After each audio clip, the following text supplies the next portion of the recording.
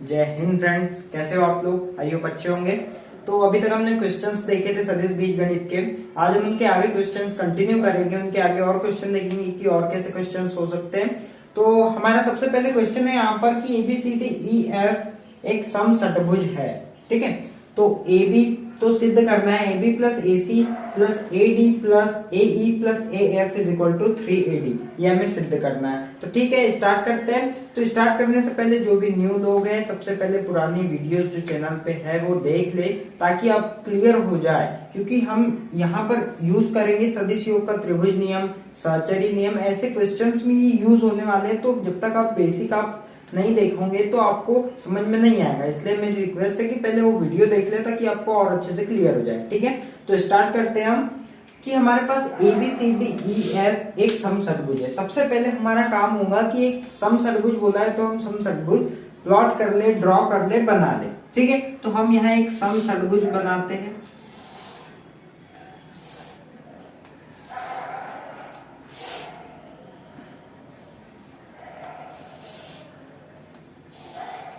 ठीक है, तो ये है हमारा एक समषटभुज। ठीक है, तो अब क्या बोल रहा है उसमें, नॉमिनेट कर देते हैं, नॉमिनेट ABCDEF।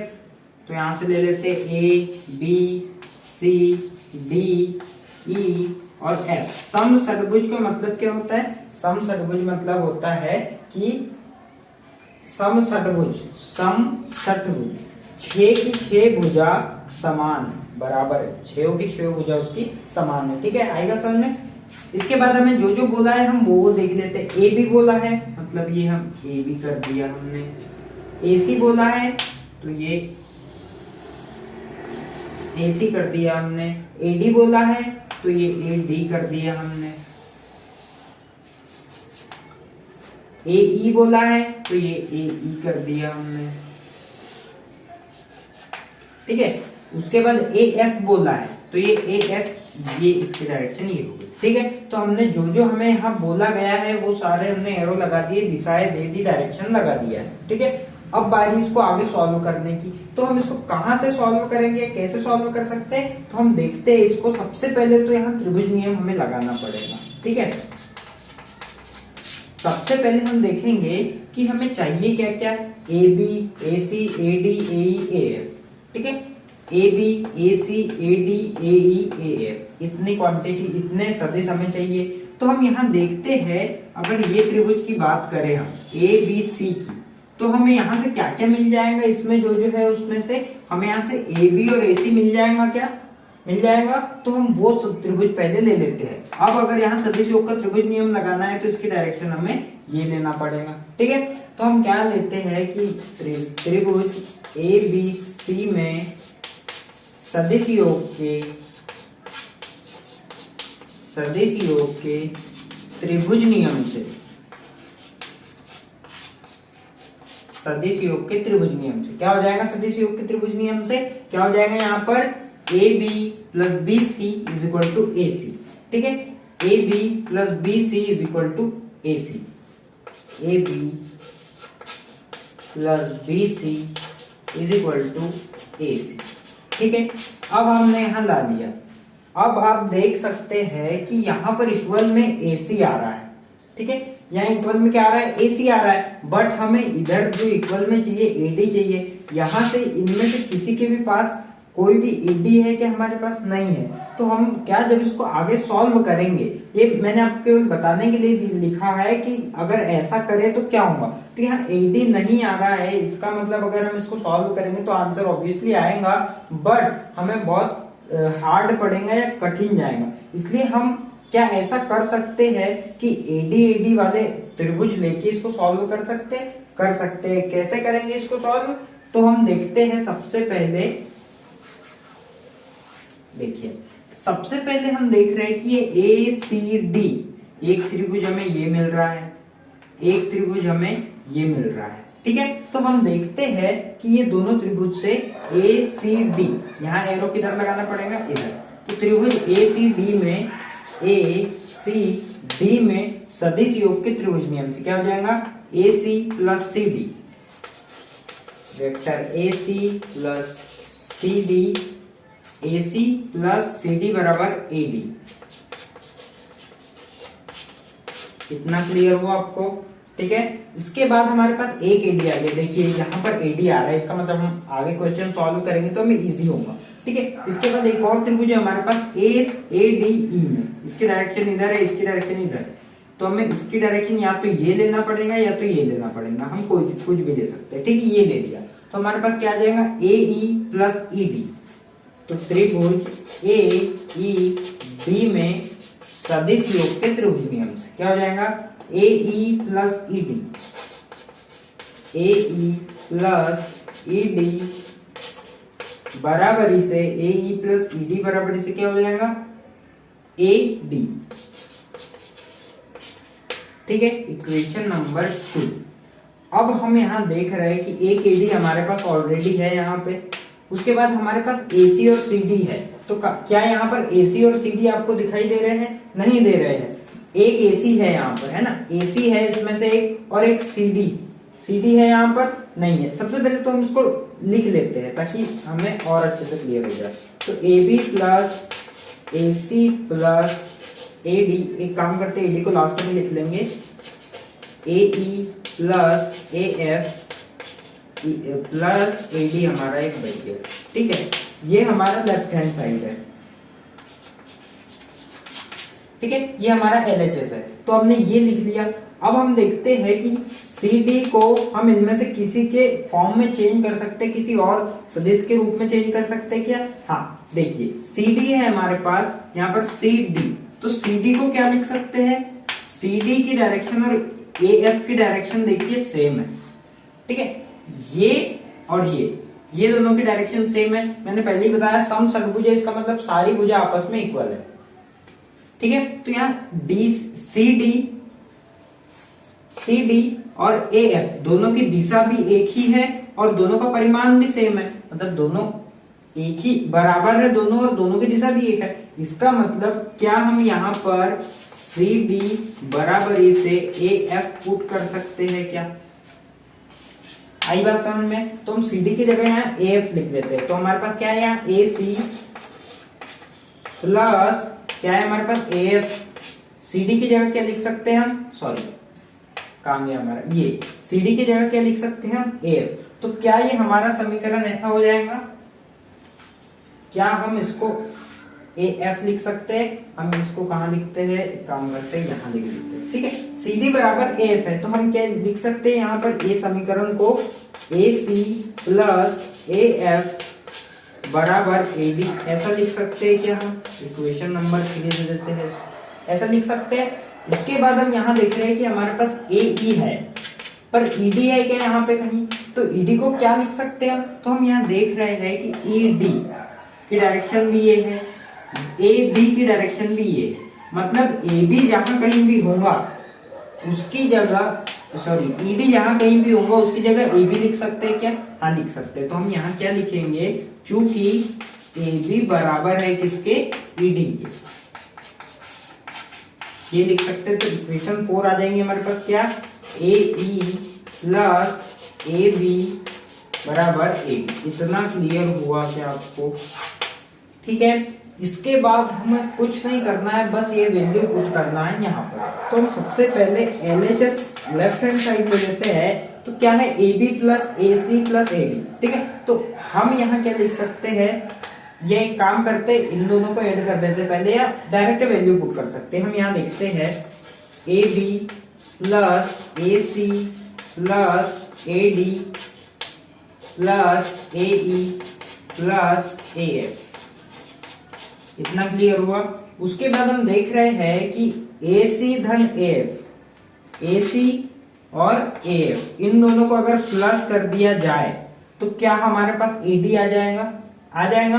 तो क्या हम इन दोनों की जगह AD लिख सकते हैं? ये इसको पहले हम जमा देते हैं सीक्वेंस पे, ये दोनों को प्लस करने पर AD आ जाएगा। और क्या क्या है, और AE धन AB, AE कहाँ है हमारे पास, ये है AE धन AB, इन दोनों को भी प्लस करने पर हमारे पास AD आ जाएगा। ठीक है, तो हम इसको कैसे लिखेंगे, हम यहाँ लिखेंगे इसको AB धन AE, AB धन AE धन AD धन AC धन AE, AC धन AF, सॉरी ठीक है, तो ये आ गया। अब इसकी जगह हम क्या लिख सकते हैं, एडी लिख सकते हैं। इसकी जगह हम क्या लिख सकते हैं, एडी लिख सकते हैं। ठीक है, तो ये हमारे पास फाइनली क्या आ जाएगा, हमारे पास आ जाएगा एडी धन एडी। इसका मतलब हम क्या इसको ऐसे लिख सकते हैं 3AD, और यही हमें प्रूव करना। ये हमारा RHS आ गया। ठीक है, क्वेश्चन समझ में आया आपको। ठीक है, अब हम देखते हैं ये एक्सरसाइज में ये इस टाइप के क्वेश्चन है। ठीक है, तो हम इसके आगे देखते हैं और क्या हो सकता है। ठीक है,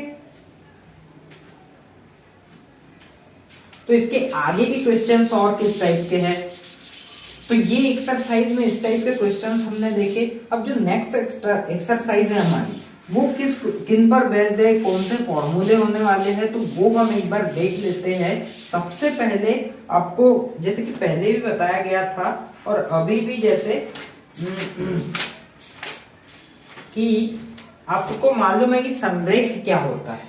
ठीक है, संरेख क्या होता है, एक ये लाइन है या कोई रेखाखंड है, ये 3 बिंदु है, ये A B C, तो ये तीनों संरेख है क्या है। कैसे पता लगाया, क्योंकि ये एक ही लाइन पे दिख रहे हैं, इसका मतलब है संरेख है। बस जो सदिश देंगे, उनके परिमाण देंगे, उसमें हम समझ नहीं पाएंगे कि एक ही लाइन पे, अगर यहाँ एक लाइन है, इन पे बिंदु है, तो हम तो डायरेक्ट बोल सकते हैं कि ये संरेख है, क्योंकि एक ही लाइन पे है। बट अगर कोई वेक्टर दे दिया, मान लीजिए AB की वैल्यू दे दी है 2A + 3B, और एक BC दे दिया है, उसकी वैल्यू दी है 3A + 2B, तो आप ऐसे देख के नहीं बता सकते कि ये दोनों संरेख है या नहीं है। तो उसके लिए क्या चीज है, तो उसके लिए हमें फॉर्मूलेज देखने होंगे, या एक फॉर्मूला देखना होगा कि हम कैसे पता लगा सकते हैं कि ये दोनों सदिश संरेख है। तो सबसे पहले है हमारे पास जो फॉर्मूला,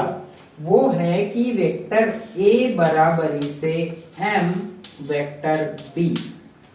क्या ये वेक्टर A बराबरी से M वेक्टर B, ये क्या होता है, वेक्टर A कोई एक सदिश का मान है और वेक्टर B कोई दूसरे सदिश का मान है। अगर वेक्टर A और वेक्टर B जो है ये संरेख होंगे,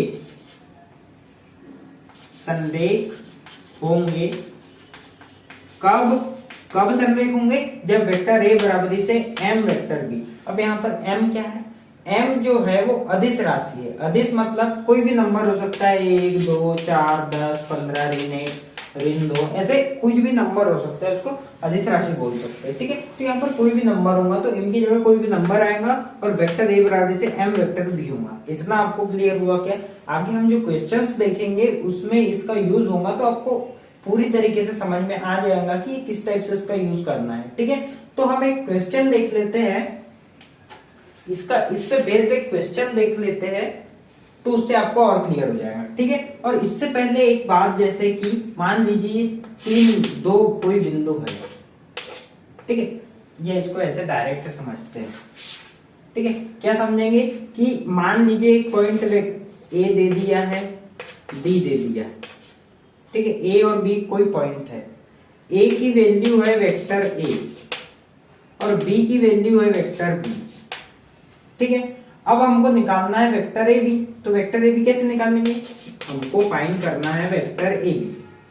पॉइंट A ये हो गया, पॉइंट B ये हो गया, तो वेक्टर AB फाइंड करना है, तो हम वेक्टर AB कैसे निकालेंगे, तो इसको निकालने के लिए फॉर्मूला है वेक्टर B का एकांक सदिश माइनस ये B का एकांक सदिश माइनस A का एकांक, B का सदिश माइनस A का सदिश, तो B माइनस A।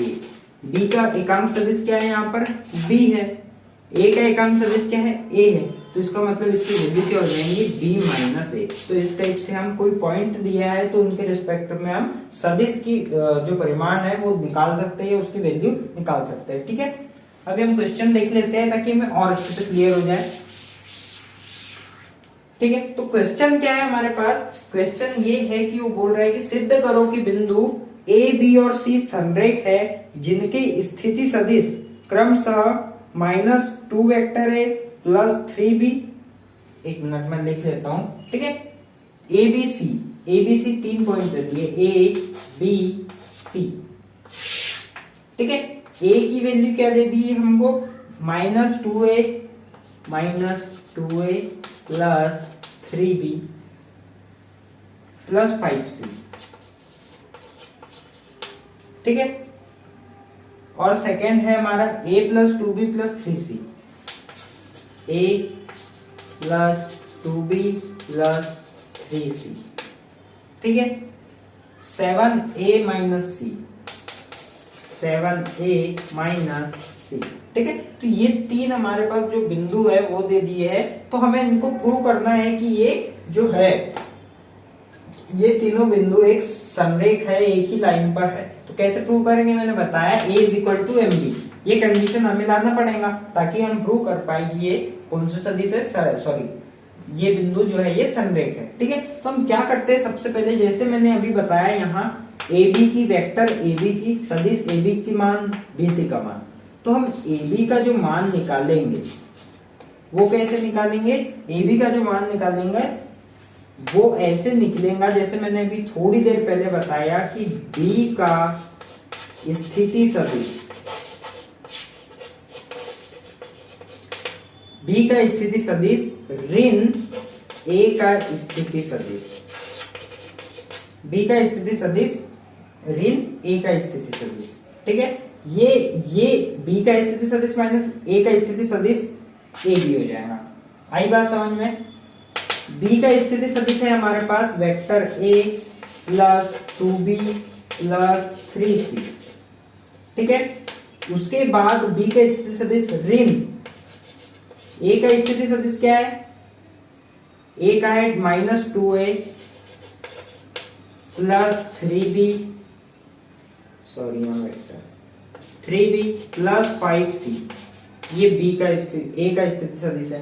तो इस टाइप से हमारी AB की वैल्यू हो जाएगी। अब इसको हम आगे और सॉल्व कर लेते हैं। तो क्या हो जाएगा, ये vector A plus 2B plus 3C minus और माइनस का ऋण और ऋण का गुना धन 2A, ऋण और धन का ऋण 3B, ऋण और धन का ऋण 5C। ठीक है। अब इसको सॉल्व करेंगे तो क्या आ जाएगा, A1 ये A हो गया और कहीं ये है कि ये है, तो 2 और 1 3A धन B 2B और 3B, तो क्या हो जाएगा ये माइनस B, ये C और ये, तो ये माइनस 2C हो जाएगा। इतना समझ में आया। ये का की वैल्यू हो गई हमारे पास AB की। इसी प्रकार से हम BC की वैल्यू निकाल देंगे। BC की वैल्यू क्या निकालेंगे, तो BC मैंने बताया C का स्थिति सदिश माइनस D का स्थिति सदिश, इसी से हमें वैल्यू निकालना है। तो इसकी वैल्यू क्या हो जाएगी BC की, तो C मतलब 7A minus C minus A plus 2B plus 3C। इस टाइप से हम वैल्यू निकाल देंगे इसकी। ठीक है। तो हमने वैल्यू निकाली, क्या आया हमारे पास आया 7A minus C minus A minus 2B plus minus 3C। इसको क्या लिख सकते हैं हम, इसको यहाँ ये लिख सकते हैं BC की वैल्यू है ना। इसके 7A और ये A, 7A में से A के गया 6A ऋण 2B और क्या है हमारे पास C 2 बार है, ऋण 3 और ऋण 1 ऋण 4C। अब इसमें से कुछ कॉमन निकल रहा है क्या, कोई उभयनिष्ठ निकल रहा है क्या, हाँ कॉमन क्या निकलेगा, यहाँ से भी 2 निकल जाएंगे, यहाँ से भी 2, यहाँ से भी 2, तो BC बराबरी से क्या हो जाएगा 2 3A बचेगा, ऋण B बचेगा, ऋण 2C बचेगा। अब आप थोड़ा सा ध्यान से देखिए कि ये जो वैल्यू है 3A माइनस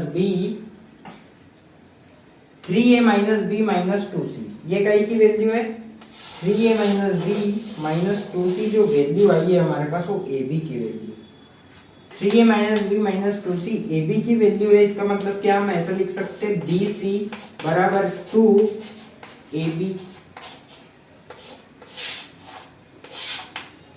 और इससे हमने प्रूव कर दिया कि ये जो तीनों बिंदु है ये क्या है, संरेख है, अर्थात तीनों बिंदु संरेख है। इतनी बात समझ में आई क्या? कैसे पता लगाया? अब यहाँ पर हमने देख लिया कि ये AB की वैल्यू है, कंडीशन क्या है हमारे पास, A is equal to MB, तो M की वैल्यू क्या आ गई हमारे पास 2। इसका मतलब कोई सदिश एक कोई सदिश है और बराबर होगा दूसरे सदिश M इंटू दूसरे सदिश। M क्या है यहाँ पर, अदिश राशि है, तो ये कंडीशन अगर बन रही है इसका मतलब वो समरेख है। तो आप ऐसे क्वेश्चन सॉल्व करना पड़ेगा, ठीक है। तो बाकी नेक्स्ट क्लास में हम और इसके आगे क्वेश्चंस और क्या क्या फॉर्मूलेज हो सकते हैं तो हम वो देखेंगे। तो आज के लिए इतना ही, बाकी नेक्स्ट क्लास में देखते हैं। और इसके पहले जो भी न्यू लोग हैं प्लीज सब्सक्राइब कर दे एंड बेल आइकन दबा दे ताकि आपको जो वीडियोस डाले क्लासेस की नोटिफिकेशन मिल जाए, ठीक है। Thank you.